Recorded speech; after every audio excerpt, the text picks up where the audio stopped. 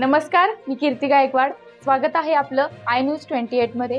चला तर मग जाणून घेऊयात महाराष्ट्रातल्या ताज्या घडामोडी। आधी शासन नाचवून दुसऱ्या दिवशी रथ का काढला जातो?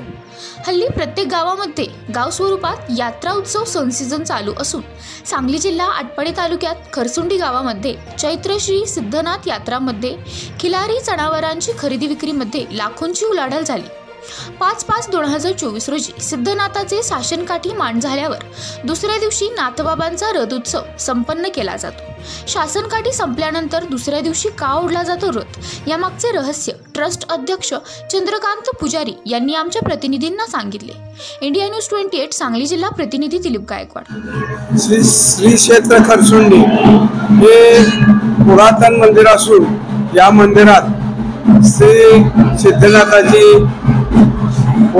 सिद्धनाथाची मूर्ती असून हे आंध्र प्रदेश, कर्नाटक, महाराष्ट्र या राज्यातील लोकांचे कुलदैवत आहे।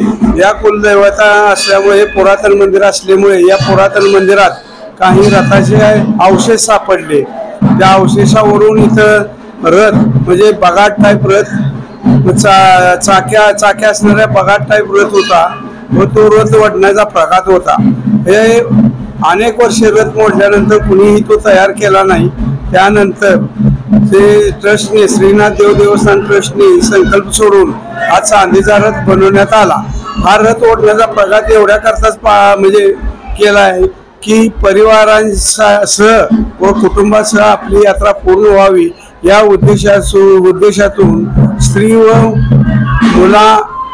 मुलांना दर्शन सुलभतेने व्हावे, जेणेकरून लोक अनेक वेळा या मंदिरात शासनकाठीसाठी येतात पण देवदर्शन होत नाही। म्हणून हा रथ ओढण्याचा प्रघात दुसऱ्या दिवशी आम्ही आवर्जून चालू करण्यात आलेला आहे। या प्रथेला जवळजवळ आता 10 वर्ष पूर्ण होत आलेली आहे आणि ही प्रथा पाळताना आम्ही हा रथ चांदीचा सिद्धनाथ मंदिरापासून जोगेश्वरी मंदिरापर्यंत माणसानं ओढला जातो, जेणेकरून रथाचा वेग कमी होऊन देवदर्शन सुलभतेने व्हावे हा एक उद्देश आहे।